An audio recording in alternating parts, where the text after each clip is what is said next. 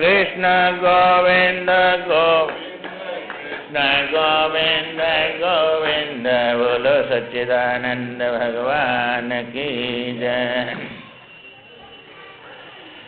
ये जो है वशिष्ठ जी महाराज कहते हैं, हे राम जी, समाधि साधन संपन्न तुम्हें उपरयुक्त विचारशीलता रुचिकर होनी चाहिए। ये जो विचार चल रहा है इसमें रुचि रखनी चाहिए, क्योंकि इसी से तत्व ज्ञान होता है और जीव का कल्याण होता है। यह सब संसार सागर से पार हो जाता है। हे परंतप राम, संतोषी ही परम श्रेय है। जिनको संतोष आ गया वो जो है वे सदा सुखी रहते हैं। संतोष परम सुख भी है कहा जाता है, और संतोष युक्त पुरुष परम विश्राम को प्राप्त हो जाता है।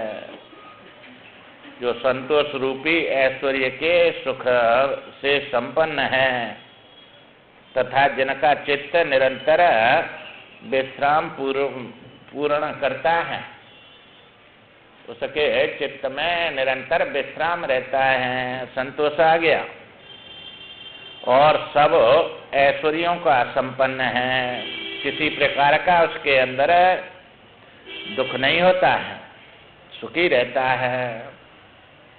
क्योंकि ये संतोष जो है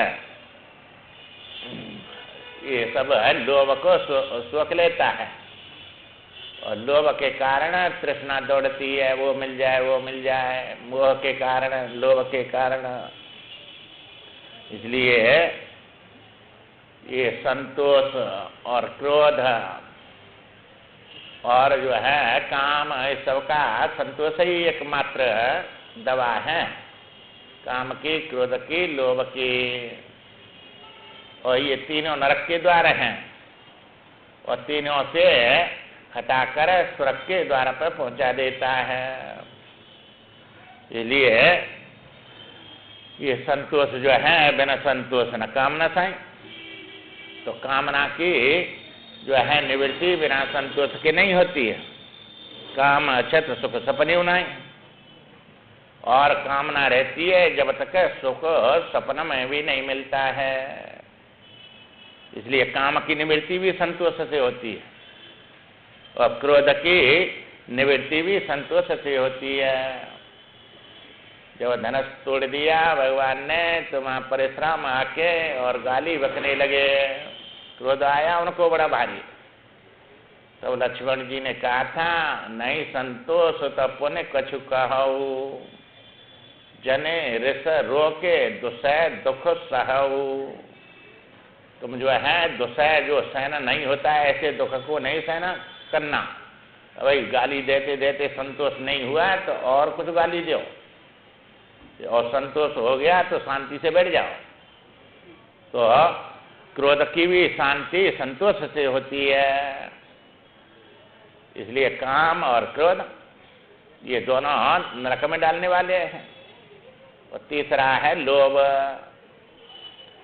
फिर भगवान ने वहाँ जब लक्ष्मण जी से उपदेश किया ऋषिमुख पर्वत पर, तब भगवान ने कहा, उदित अगस्त पंथ जल सोसा, जिम लोभ है शोक है संतोष।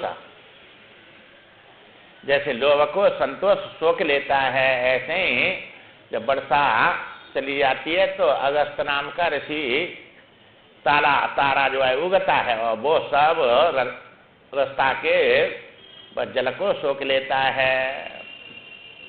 इसी प्रकार संतोष आ गया तो सब लोभ सूख जाता है उसके अंदर। अब लोभ नहीं रहा तो कहाँ दौड़ भाग करेगा। ये लोभ ही और मोह ही ये और संसार में डालता है। इसलिए ये संतोष जो है बड़ा ऐश्वर्य संपन्न श्रेय फल देने वाला है और मुक्ति के द्वार खोल देता है। इसलिए जो है संतोष होना चाहिए।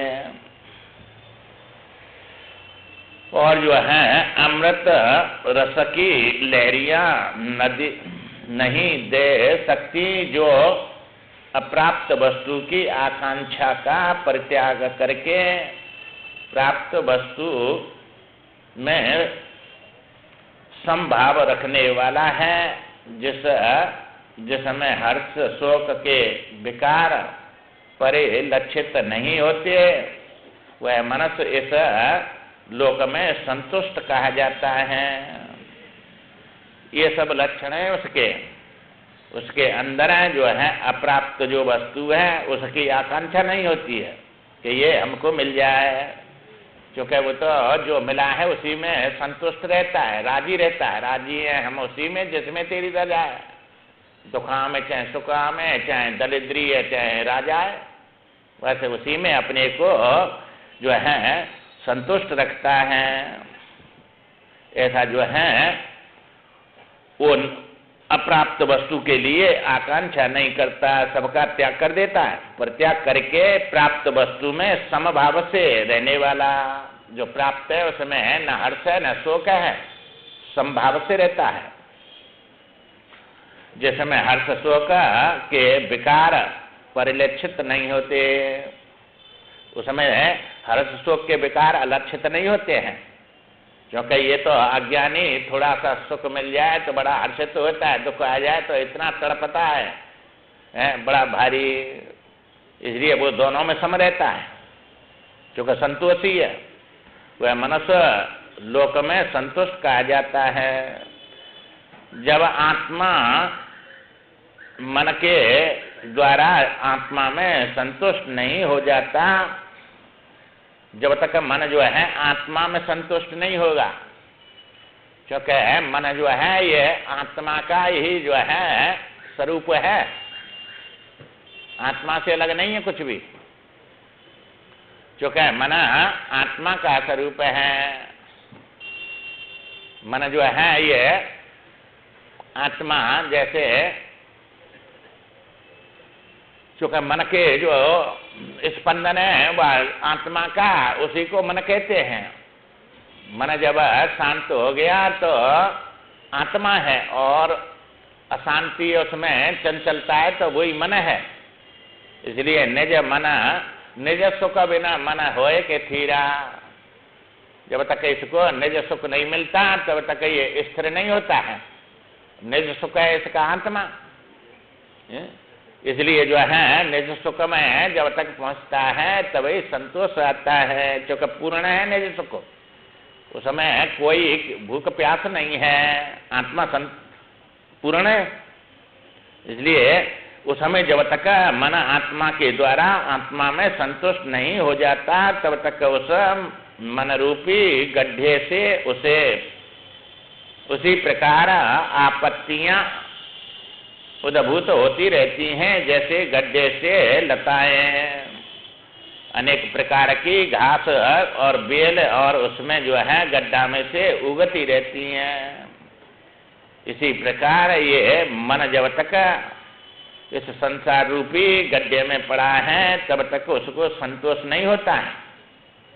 संतोष से शीतल हुआ मन विशुद्ध विज्ञान की दृष्टि से अत्यंत विकास को प्राप्त होता है। ये मन जो है विशुद्ध विज्ञान जब हो जाता है, इसको माने विचार, विज्ञान माने विचार, और ज्ञान माने अपनी आत्मा को जानना ज्ञान है, परमात्मा को जानना विज्ञान है। जो है ये सब उत्पत्ति परमात्मा से हुई है, इसलिए ये कहाँ से ये सब मन उत्पन्न हुआ, कहाँ से बुद्धि हुई, ये सब जो है जानना पड़ता है, इसलिए इसको विज्ञान कहते हैं। तो विज्ञान की दृष्टियों से अत्यंत विकसित हो विकास को प्राप्त हो जाता है। ठीक उसी तरह जैसे सूर्य की किरणों के संपर्क से कमल विकसित हो जाता है, क्योंकि सूर्य जब खिलता है तो कमल उसी में खिलता है, सूर्य निकलने पर सूर्य अस्त हो गया तो बंद हो जाता है। इसलिए इसी प्रकार ये मन जो है उससे विकास को प्राप्त हो जाता है। अब जैसे निर्मल दर्पण में मुख की छाया नहीं दिखती, मलिन मुख में जो है दर्पण मलिन होगा तो उसमें मुख नहीं दिखता है, उसको साफ करेंगे तब मुख दिखता है। इसी प्रकार जो है ये मन जब तक संसार के उसमें पड़ा हुआ है, आगे अकोविद अंध अभागी,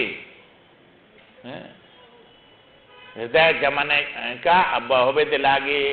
जो अज्ञानी है, अकोविद है, अंधे हैं, उनके हृदय में जंग लग रही है, जैसे लोहे को जंग खा जाती है और नष्ट कर देती है, इसी प्रकार उनके हृदय में जंग लगी हुई है। और मायावश मते मंद अभागी, हृदय जमन का बहुविद लागी, आगे अकोविद और अंध अभागी और विषय मन मुकुर माने विषय, ये समय जो है मन में अनेक प्रकार की जो है जंग लग रही है और मलिन हो रहा है। तो मुकुर मलिन और नैन विहीना, राम रूप देखे कि मदीना। जब नैन नहीं हो और मुकुर हृदय अपना मलिन हो तब तक भगवान का जो है स्वरूप नहीं दिखता है।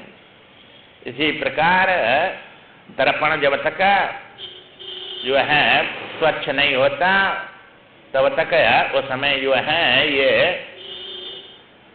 छाया नहीं दिखती मुख की। इसी प्रकार आशा की परवशता से व्याकुल एवं संतोष रहित चित्त में ज्ञान का प्रतिबिंब नहीं पड़ता।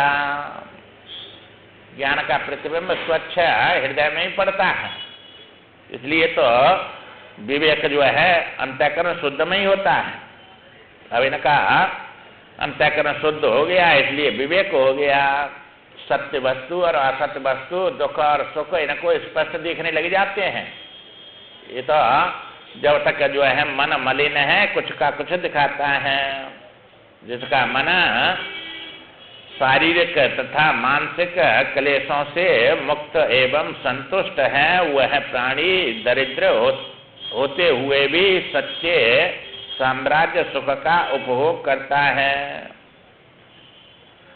जिसका मन जो है क्लेशों से मुक्त है और संतुष्ट है, ऐसा प्राणी दरिद्री होने पर भी सुख का भोग करता है। वो जो है उसके अंदर कोई किसी प्रकार का दुख नहीं है, क्योंकि वो उस आत्मा सुख से जुड़ा रहता है। तो सुख का संबंध जो है किसी धन संपत्ति से नहीं है और न दरिद्रता से दुख का संबंध है। सुखदेव जी के पास क्या है? अवधूत है, और कैसे आनंद में डूबे रहे। देखने में दरिद्री है, घर नहीं, मकान नहीं, कुछ जो आया है, उनके पास सगा संपत्ति कोई संपत्ति नहीं, फिर भी आनंद में डूबे रहते हैं।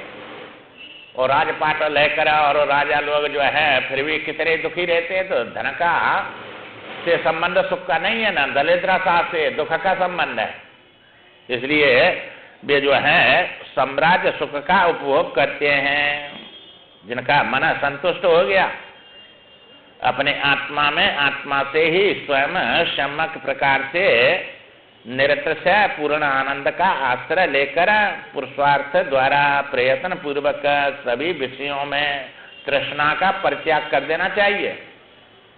क्योंकि ये कितनी भी जो है ये संसार के विषय प्राप्त हो जाए तो भी शांति मिलती नहीं है।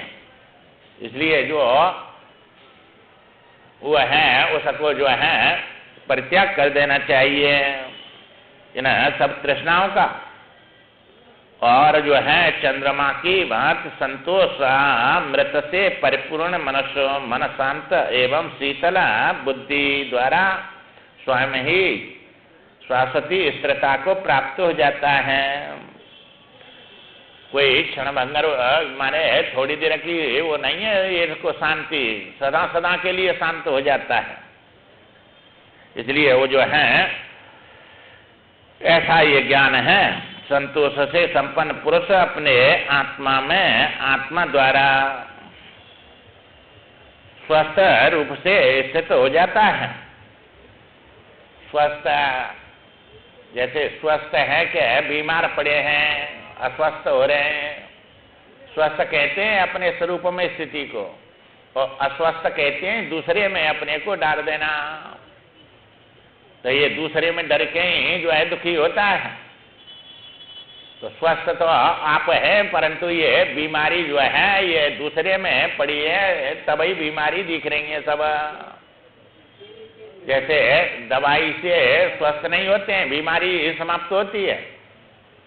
स्वस्थ तो तुम है ही है, वो बीमारी को दवा ठीक करती है। ऐसे ही तुम्हारे जो है अज्ञान रूपी जो ये अपने स्वरूप भूले बैठे हैं, उसी को ये ज्ञान से प्राप्त कराता है। स्वस्थ तो तुम है ही है, परंतु स्वस्थ होने पर भी ऐसा दूसरे में पड़ के और अपने को दुखी समझ रहे हैं। दुखी समझ रहे हैं, ये उधर कर दियो, उधर से ले गया वो जो है उसको खींच दियो उधर। इसलिए जो है उसको जो है स्वस्थ तो है ही, परंतु जो है ये इसको अपने स्वरूप का बोध नहीं है। इसलिए जो है स्वस्थ हो जाता है। उस समय उसकी सारी मानसिक व्यथाएं उसी प्रकार अपने आप शीघ्र ही समूल विनष्ट हो जाती हैं, जैसे वर्षा ऋतु के धूल शांत हो जाती है। वर्षा ऋतु में धूल नहीं पाती है कहीं, क्योंकि हर समय वर्षा होती रहती है, कीचड़ पानी भरा रहता है, धूल नहीं है, सब दब जाती है। इसी प्रकार तुम्हारा मन स्वस्थ हो गया अपने स्वरूप में, तो सब प्रकार की जो है अशांति नष्ट हो जाती है। ये स्वस्थ ज्ञान से होगा, क्योंकि ये इस समय पड़ा हुआ है अंतःकरण में, वृत्ति में। चूंकि अविद्या, अस्मिता, राग, द्वेष, अभिनिवेश, ये 5 क्लेश आ गए अविद्या के कारण। अविद्या अज्ञान, और अस्मिता माने अंतःकरण बुद्धि, बुद्धि से तादात्म्य में हो जाना आत्मा का, इसको अस्मिता कहते हैं। अब बुद्धि को तो भूख प्यास है, अनुकूल प्रतिकूल चाहिए, इसलिए हर समय वो तो राग दोष बनाती है। तो ये राग दोष आ गए, और फिर अभिनिवेश कर्म करेगा तो आप भोगने के लिए जन्म मृत्यु होंगे। इसलिए अभिनिवेश ये 5 क्लेश हैं, ये इनसे नहीं निकल पाता है बिना ज्ञान के। अविद्या नष्ट नहीं होगी, मूल अविद्या है दुख की कारण।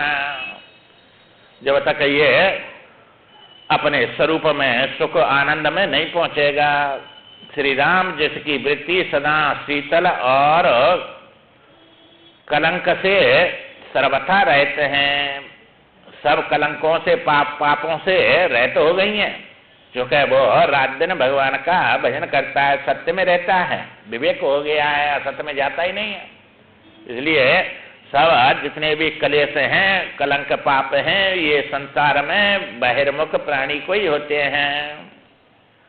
जो कामना करता रहता है, कामनाएं पूर्ति होती नहीं है, इसलिए वो कैसे भी मिले उसको जो है उसी के लिए दौड़ता रहता है, मन से पाप करता रहता है। मन में ये सब जो है ये संस्कार उसको अशांत रखते हैं। वह पुरुष अपनी उस शुद्ध वृत्ति द्वारा चंद्रमा की भांति पूर्णतया शोभित हो जाता है, जो कलंक से रहित हो जाता है। जिनको ज्ञान हो गया, हे रघुनंदन, इस जगत में जो पुरुष श्रेष्ठ गुणी पुरुषों द्वारा अभिमत समता से सुशोभित हैं, उस विशुद्ध पुरुष को आकाशचारी देवता और महामुनि भी प्रणाम करते हैं। आकाशम विचरण करने वाले देवता लोग भी ऐसे पुरुषों को सब प्रणाम करते हैं, क्योंकि वो आत्मा से एक रहता है। महाबुद्धिमान राम इस संसार में श्रेष्ठ संत समागम मनुष्यों का संसार सागर से उबारने में सर्वत्र विशेष रूप से उपकार करता है। सब लोगों का ये संतों का समागम है, यही उपकार करता है। उन्हें सब जो है दुख में डालने वाले हैं, संत संग अपवर्ग कर, तो मुक्ति देने वाला है, सब दुखों से निकालने वाला है। और संसारियों का संग दुख में डालने वाला है। कामी भव कर पंथ, ये तो मारने वाला, दुख देने वाला है कामियों का, संसारियों का। और ये कामी है नहीं, ये तो जो है आत्मा रमण करते हैं, आत्मा में सब प्रकार की कामनाओं को समाप्त कर देते हैं। इसलिए ऐसे पुरुषों को देवता भी नमस्कार करते हैं, जो महात्मा पुरुष सत्संगत रूपी वृक्ष से उत्पन्न हुए विवेक नामक निर्मल पुष्प की रक्षा करते हैं। जो संत हैं, सत्संगी हैं, वे हर समय विवेक रूपी वृक्ष की और जो है महात्मा सत्संगति रूपी वृक्ष से उत्पन्न हुए विवेक नामक निर्मल पुष्प की, सत्संग से विवेक रूपी जो है वृक्ष उत्पन्न होता है और उस वृक्ष पर ये जो है विवेक रूपी फल लगता है, पुष्प लगता है। इसलिए जो है वे मोक्ष फल रूपी संपत्ति के अधिकारी हो जाते हैं। विवेक रूपी फूल आ गया तो उसमें मोक्ष रूपी फल लग जाता है, अधिकारी हो जाते हैं। ये संसार के दुख से सबसे निकल जाते हैं। तो मोक्ष फल रूपी संपत्ति के अधिकारी होते हैं, जो आपत्तियों रूपी मलिन कमलनी के लिए हेम और मोह रूपी कोहरे के लिए वायु के समान है। ये आपत्ति रूपी कमलनी है, बड़ी जो है हृदय में खिली रहती है, अनेक प्रकार की आपत्ति आ जाके। और मोह रूपी जो है ये कोहरा, वायु से जैसे कोहरा समाप्त हो जाता है, हवा नहीं चलती है तो अंधकार जैसा हो जाता है, कोहरा पड़ता है, और जब वायु चली गई तो हट जाता है अनेक दिनों में। इसलिए वायु के समान है, वह उत्तम संत समागम ही इस संसार दुख से निकाल सकता है। जगत के सर्वोत्कृष्ट है ये जो है साधन। इसलिए हे राम जी, तुम्हें ज्ञान होना चाहिए कि संत समागम विशेष रूप से बुद्धि वर्धक अज्ञान रूपी वृक्ष का उच्छेद और मानसिक व्यथाओं को दूर भगाने वाला है। ये जो है संतों का समागम बुद्धि को बढ़ाता है और अज्ञान वृक्ष को उच्छेदन कर देता है, नष्ट कर देता है, काट डालता है सबको, और सब मानसिक व्यथा उसकी दूर भाग जाती हैं। कैसा भी दुख आवे वहीं विचार कर लेता है वो, हमारे स्वरूप में कुछ नहीं, ये तो सब संसार स्वप्न के समान है। कितने संबंध छोड़ दिए हमने और सब अपने अपने कर्म भोग रहे हैं, हम तो कुछ भी नहीं कर सकते उसमें। हमारे आत्मा होता तो हम किसी को दुखी होने नहीं देते। इसलिए जो है हमारे हाथ में नहीं है, ये तो जिनने कर्म किए वे भोगेंगे। इसलिए सेवा करना हमारा कर्म है, पर वे बाहर से दुखी होंगे परंतु अंदर से सत्संगी दुखी नहीं होता है। और नहीं बड़ा भारी तड़पते हैं, इसमें दुख हो जाता है तो अंदर से दुखी होगा, वो शांति से नहीं रह सकता, न सो सकता, न खा सकता। और सत्संगी विचार करता है जिन्होंने कर्म किया है वो भोगेगा। अच्छा, आत्मा तो सबकी आनंद स्वरूप है, किसी में कोई दुख है ही नहीं कोई। ये तो सब ये शरीर को लेकर है, और शरीर तो आत्मा में कल्पना है, ये कोई वास्तव में थोड़ा ये शरीर आत्मा में छाया के समान है। जैसे ऐसे शरीर तुमने स्वप्न में धारण कर लिया और वहां दुख सुख भी हो रहे हैं, पर जग गए तो क्या कहते हैं, कहाँ हो मेरे में कोई दुख सुख। ये सब जो है वहां स्वप्न काल में ही वो शरीर था। इसी प्रकार यहाँ भी सबका शरीर, किसी का भी शरीर नहीं है, ये तो बिना हुए दिख रहा है। जन्म होता है, मृत्यु होती है, ये सब कहते हैं कि ये सब दिख रहा है, ये है नहीं, ये बार बार कहते हैं, ये कैसे समझ में आवे है नहीं। जो सब चीज दिखती है, जन्म हुआ, मृत्यु हुई है, शादी विवाह हो रहे हैं, और जो है सब पढ़ रहे हैं, लिख रहे हैं, और वृद्ध हो रहे हैं, जवान हो रहे हैं, और कहते हैं ये है ही नहीं। तो ये सब दृष्टांतों से कहते हैं, समझ आते हैं कि नहीं, मायाकृत हैं, ये सब मायाकृत हैं, जादू के तुमने देखे हैं तमाम। इसलिए जादू से जो वस्तु बनती है वो होती नहीं है, दिखती है। कई दृष्टांत जो है भागवत में आता है। सुदामा ने कहा, महाराज मैं भगवान से मैं तुम्हारी माया देखना चाहता हूँ, ये सब माया ही है, फिर भी तृप्त नहीं हो रहा, और माया दिखाओ मेरे को। हाँ, ये समझ में नहीं आती है, इसको सत्य समझता है, इसको माया समझता ही नहीं है। सब जीवों का ये समझ में नहीं आती है कि ये माया का खेल है सब। इसलिए भगवान ने कहा कि ठीक है, दिखा देंगे समय आने पर। चलो पहले स्नान करिया में, चूंकि सेवा करनी है गुरु जी की। अब स्नान करने के लिए वो नदी में गए। वहाँ जो है, कौन सी नदी है वो? छपरा नदी है, तुम्हारे यहाँ MP में ही है, उज्जैन में। हाँ, छपरा नदी है, तो उसमें जो है स्नान करने के लिए गए। अब गए तो भगवान ने स्नान कर लिया और अपना पीताम्बर जो है किनारे पर बदल रहे थे, और उनसे बोला सुदामा से, तो आप भी स्नान करे आओ, जल्दी आ जाओ, चलो। अब ये गए और उन्होंने डुबकी मारी और झट ऐसा लगा कि बह गया, बाढ़ आ गई और बह गया मैं तो। हाँ, अब बह गया, डुबकी मारी और बह गया। अब जो है जन कहाँ जाके और कितनी दूर जाके दूसरे देश में जाके निकला, किनारे पर आया पैर पार के कैसे। जब आया किनारे पे तो जो है वहाँ उस देश का राजा मर गया था, और एक हाथी फूल की माला लेके और सोने में और चला आ रहा उधर से। उसके साथ कई मंत्री थे, 10-12, और आते ही वह किनारे पे और जो है सुदामा के गले में माला पहना दिया उसने। हाथी ने माला पहना दिया। अब उन्होंने कहा कि क्या बात है भाई, कि भाई हमारा राजा मर गया है, जो ये हाथी जिसको माला पहनाएगा वो हमारा राजा बनेगा, चलो अब तुम हमारे राजा हो गए। अब जाके वहां जो है भाई उनको लगा मैं तो कहाँ आ गया, और ये जो है राजा बन गया, अब कहाँ है मेरा, मैं तो भूल गया मेरा का गांव, और अब ये कहाँ है ये भी पता नहीं, जो कहाँ से कितनी दूर आ गया, सब भूल गया उसको। और उनके साथ जाके और राजगद्दी पे बैठ गया, और किसी राजकुमारी से शादी करा दी उसकी। पहली रानी तो थी भी, और शादी कर दी, नई शादी हो गई खूब, और उनके 3-4 बच्चे हो गए खूब, जो है बड़े बड़े पढ़े लिख के, उनकी भी शादी हो गई, नाती बेटा हो गए खूब। और नाती बेटा होकर अब उनके वो रानी थी वो मर गई। अब मर गई तो सब मंत्री लोग आए और कहा कि महाराज हमारे यहाँ का नियम है कि जो है पत्नी के साथ में पति सती होता है, इसलिए चलो।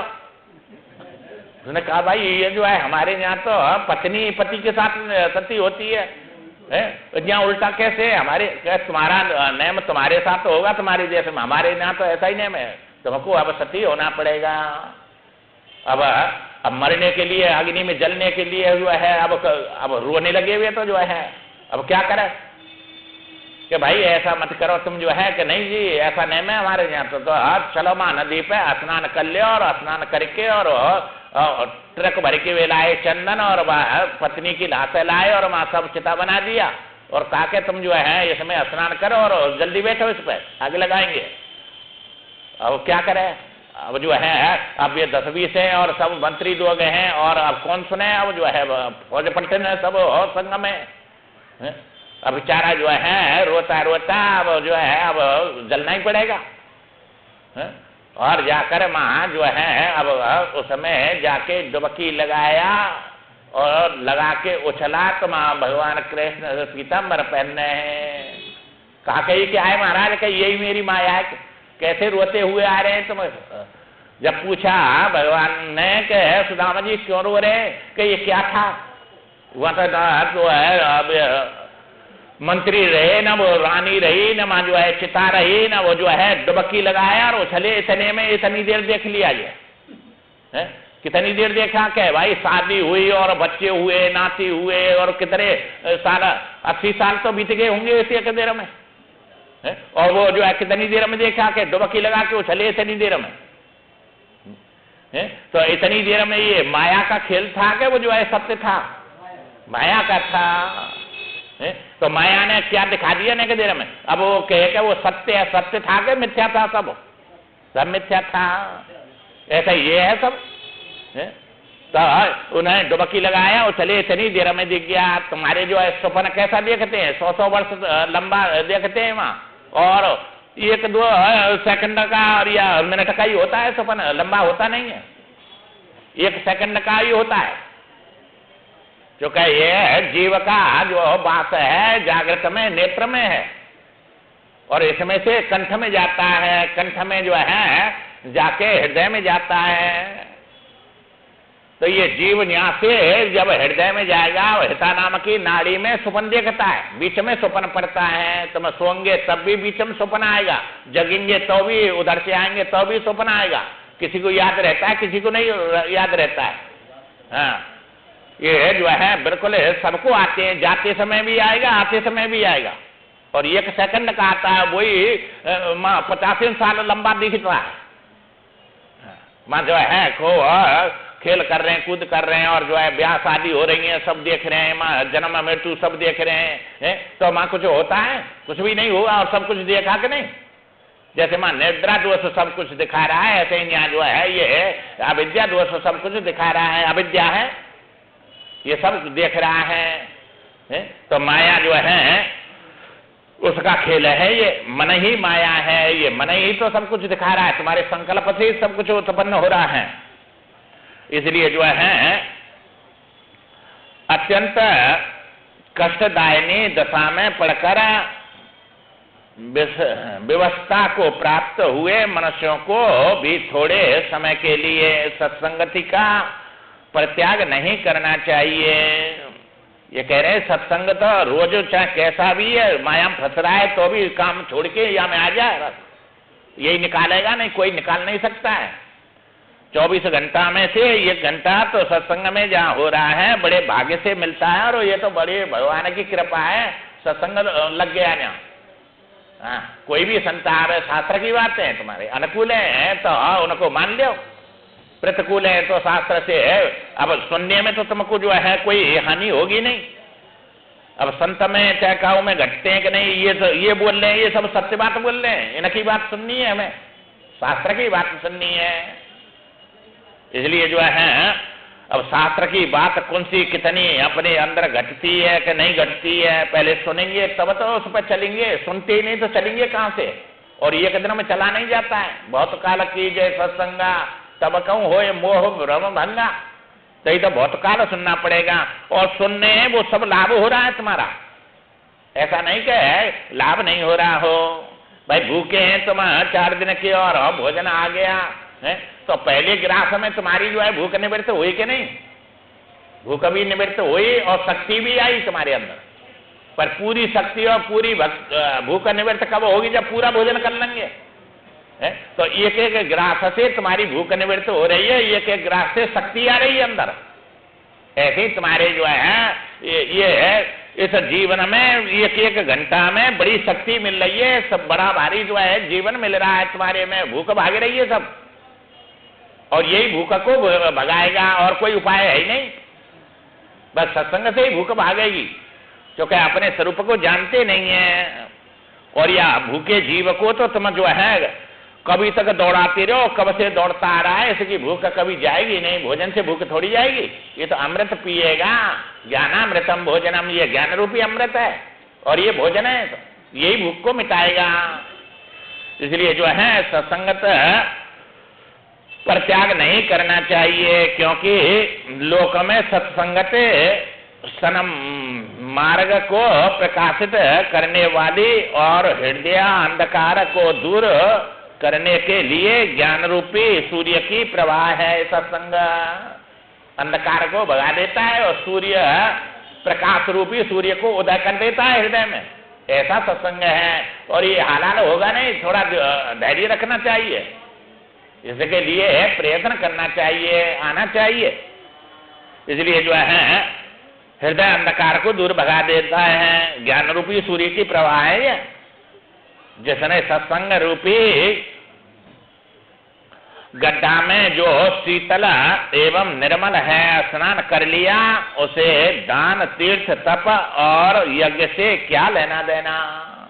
देखो सबसे श्रेष्ठ है ये, कितने भी दान करो, कितने भी पुण्य करो, तीर्थ करो, कहीं जाकर स्नान करो, इतना फल नहीं मिलता है, इतना ये सत्संग से 1 घंटा से मिल जाता है। ये तो जीव समझते नहीं है बस जो है, तो वहां तीर्थों को भागेंगे, वहां जो है वहां दुख के सिवाय कुछ नहीं मिलेगा, और क्षणिक फल देने वाला तप मिले, वो पुण्य मिलेगा बस। इसलिए उसे दान, तीर्थ, तप और यज्ञों से क्या लेना देना, अर्थात सत्संगत इन सबसे बढ़कर है। जो राग शून्य और संशय रहते हैं तथा जिनकी चित जड़ ग्रंथियां विनष्ट हो चुकी हैं, जड़ चेतन जो ग्रंथि है हृदय में, ये नष्ट हो गई उसकी, क्योंकि जीवत्व मिट गया, आत्मत्व रह गया, जड़ चेतन ग्रंथि पड़ गई, जतपे मृका छूटत किट नहीं। ये वेद शास्त्र बहु कई उपाय, और छूटे न आधे का उड़ जाई।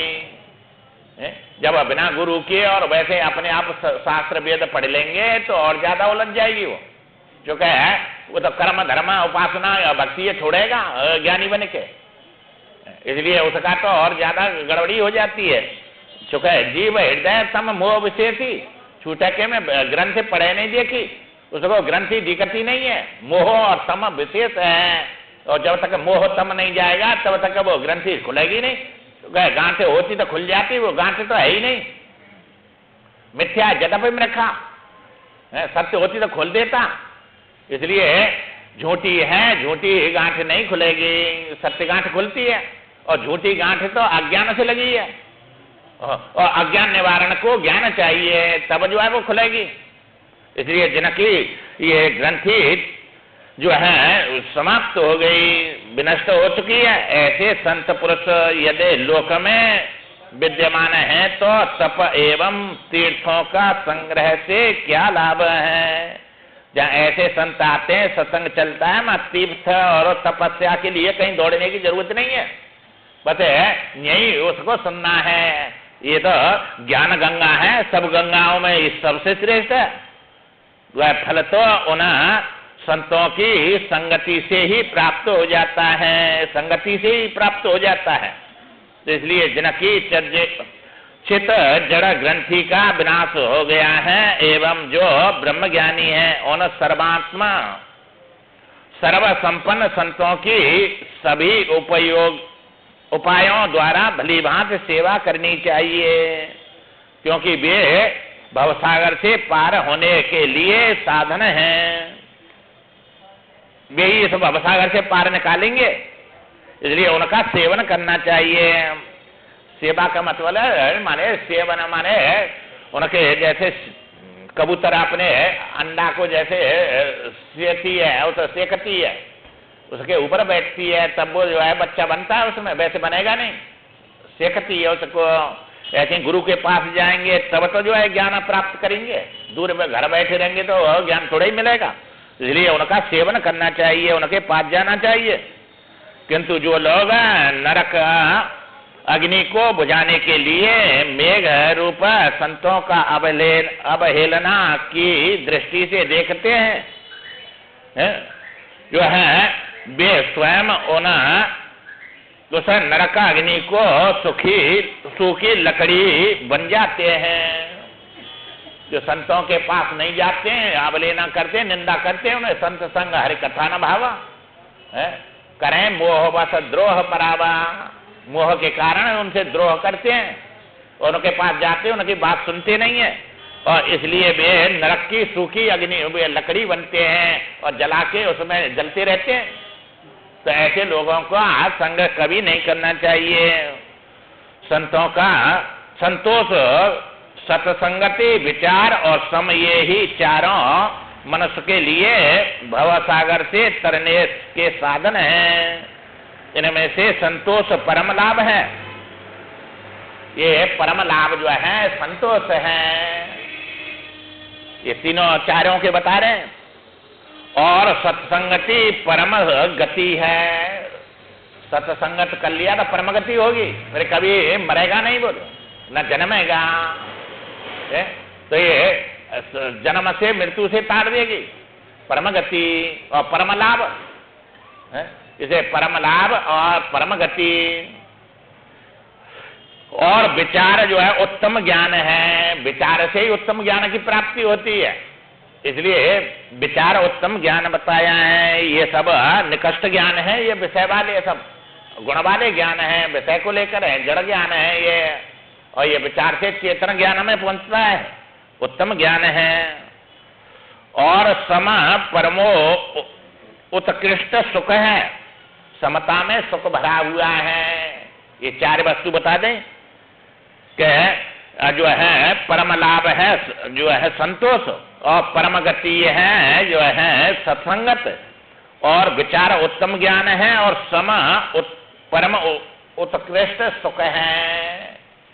और ये चार चीज चाहिए सबको, है? लाभ चाहिए, गति चाहिए, ज्ञान चाहिए और सुख चाहिए। ये चार और सत्संग में मिलेंगे, सत्संग में बैठने मात्र से मिल जाएंगे। ये नहीं समझना कि हमारे समझ में नहीं आ रही है, कुछ सब भूल गए ये तो ये भूल तो ऐसा ही असत को मिटा के सत को छाप देता है, और अंदर से समय आने पर निकलेगा ये सब जो है सब अंदर छप जाता है, और ये सब उसमें बीज पड़े बो गया तुम्हारे हृदय में, सब रख जाता है हृदय में। इसलिए जो है ये मिटता नहीं है कभी, क्योंकि ये कर्म का जो फल है वो बीज बन के हृदय में रख जाता है, और फिर समय आने पर अंकुरित होके फल देता है? तो बीज आज बोएंगे तो आज भी थोड़ा ही हुआ में फल लग जाएगा, समय लगेगा। अब बीज बो दिया आपने, यहाँ आके बैठ गए और सत्संग का बीज हृदय में बो गया, अब इसमें से निकल के धीरे धीरे झाड़ बनेगा, फल बनेगा, मोक्ष प्राप्त हो जाएगी आगे जाके। ये चारों संसार का समूल विनाश करने के लिए विशुद्ध उपाय हैं। ये संसार माने संस्कृति, जो सरक रहा है, क्षण क्षण में सरक रहा है, नाश हो रहा है जिसका, उसको संसार कहते हैं। ये एक क्षण के लिए भी जो है स्थिर नहीं है, सब जो दौड़ रहा है, भाग रहा है, काल के मुख में जा रहा है, ये उत्पत्ति स्थिति और नाश। तो ये जो है संस्कृति माने जन्म और मृत्यु, ये दो का नाम संसार होता है। मरो और जन्म बस जो है ये दो ही काम है इसमें, और यहाँ जितना जीते हैं वह में शांति से रह नहीं सकते, दुख पाओ, जन्म का दुख और मरने का दुख, और यहाँ रहने का दुख, दुख ही दुख है सब। अब ये संस्कृति सब नष्ट हो जाती है? तो जिन्हें मैंने कहा भली भांति सेवन करना चाहिए, वे मोह जाल से परिपूर्ण भवसागर से पार हो गए हैं, बुद्धिमानों में श्रेष्ठ राम। इन चारों साधनों से विशुद्ध प्रकार से एक ही साधन अभ्यास हो जाने पर शेष तीनों भी अवश्य अभ्यासित हो जाते हैं, अभ्यस्त हो जाते हैं। वे एक आ गया तो तीनों भी आ गए। बस प्रथम भगत संतन कर संगा, पहली भक्ति आ गई तो 9 आ गई। बस पहला बीज बो दिया तो अब बाबा फल लगेगा, झाड़ बनेगा, फूल आएगा, फल भी लगेगा, बीज बोना चाहिए।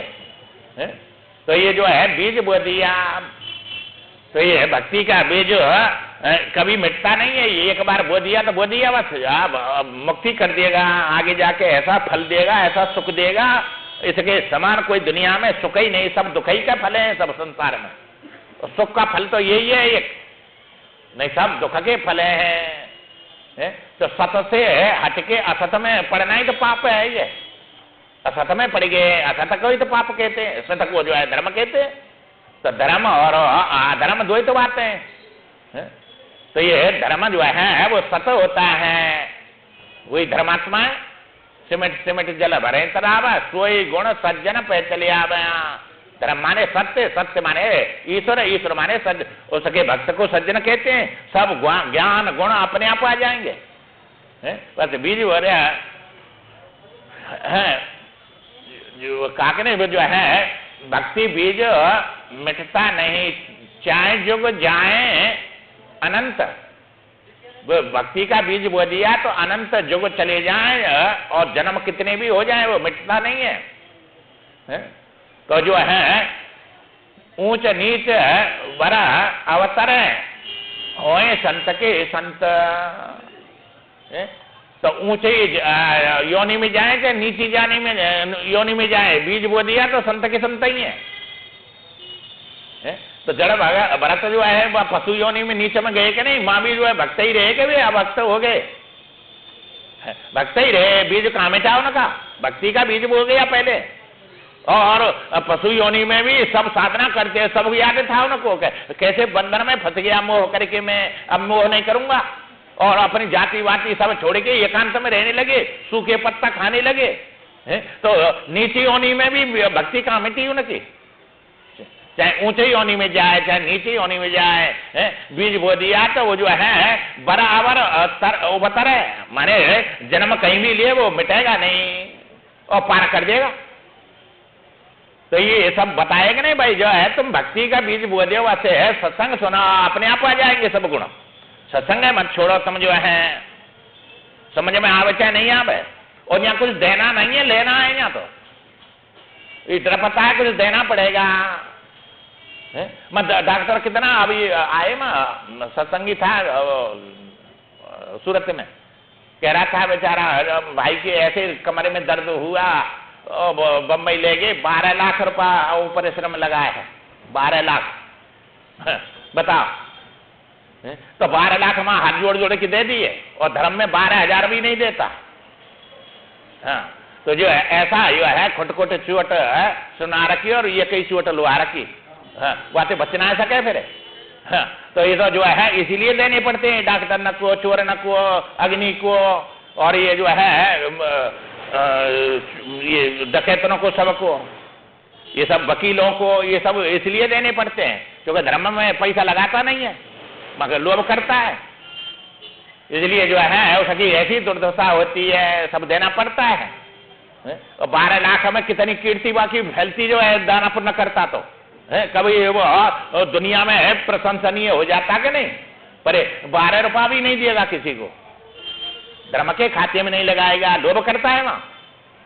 और ऐसी न कि ऐसी दुर्दशा होती है फिर, न सत्संग में कभी आया न कोई भगवान के दान पुण्य में, और उसको एकदम इतना दर्द हुआ कि सर नहीं हुआ, उस पर ले गए वहां सूरत से, और ले जाकर और कह रहा 12 लाख में जो है ठीक हुआ है।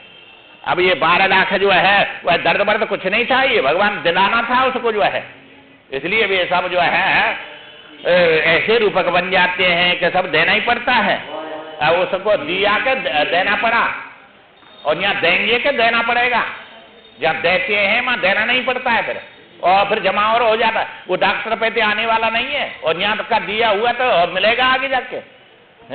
तो ये जो है ये ऐसी बैंक है, इसमें तो ब्याज सहित मिलेगा तुम्हारे लिए। अब यहाँ का मतलब माने दान का मतलब, दान जो है तुम्हें अच्छा लगे मां दो, दान की ये नहीं कि हम कहते हैं कि हमको दो, जहाँ अच्छा लगे अधिकारी जी के मां दो, देने के लिए मन शरीर हाथ मिले, ये लेने के लिए हाथ की जरूरत नहीं, देने के लिए। क्योंकि ये खिलाने के लिए हाथ है, खाने के लिए हाथ की क्या जरूरत है, पशु है, पक्षी है, ये सब बिना हाथ के खा रहे हैं कि नहीं सब, ये तो हाथ कमाने के लिए है, ये हाथ से कमाई होती है, पैर से थोड़ी होती है।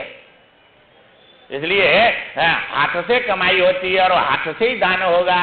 कर का घराना पाइए जो कर का दिया न हो, दिया जगत में सार है, दिया करो सबको, देना है सबको, क्योंकि इतना खाया नहीं जाएगा, और फिर डॉक्टर ले जाएगा जोड़ जोड़ के धरेंगे वह सब है। इसलिए जो है देना है, और वहां पेट भरवाना है, और वो जो है वो करवाना है, और हाथ जोड़ जोड़ के देना है। तो यहाँ आनंद पूर्वक जो है दान करेंगे तो आनंद आएगा तुमको देने में। और मां तो बड़ा दुख हो रहा है, देना पड़ा, सब एकदम ले गया, देने में आनंद होता है। जो कहते त्यागा शांति निरंतरम, देने वाले को शांति मिलती है, लेने वाले को तृष्णा और दौड़ती है।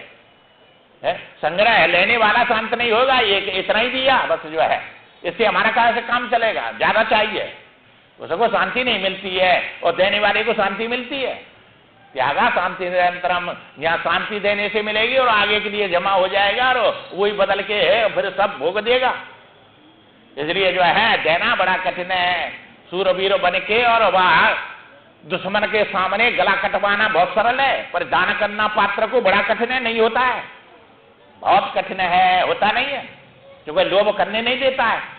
ये लोभ पास अगर जैन बनाया सो नर तम समान रगड़वाया, तो ये लोभ जो है दान पुण्य में अपने धन को नहीं लगाने देता है। इसलिए तो ये काम चलेगा, ये काम चलेगा, ये परिवार और वो करना है, वो करना है, वो सब दृष्टि फैला देता है। इसलिए उसको जो है ऐसे उसमें तो बर्बाद कर देगा, परंतु वह अपने हित की बात नहीं सोचेगा। क्योंकि उनका भी जो है जिनको दे रहा है उनका भी लिया है, इसलिए दे रहा है उनको, परंतु उनको ही सब कमा के नहीं देना है, अपने लिए भी तो रखना है। तो उनका दिया तुमको थोड़ा ही मिलेगा, फिर वे तो शुक्र है अपने को।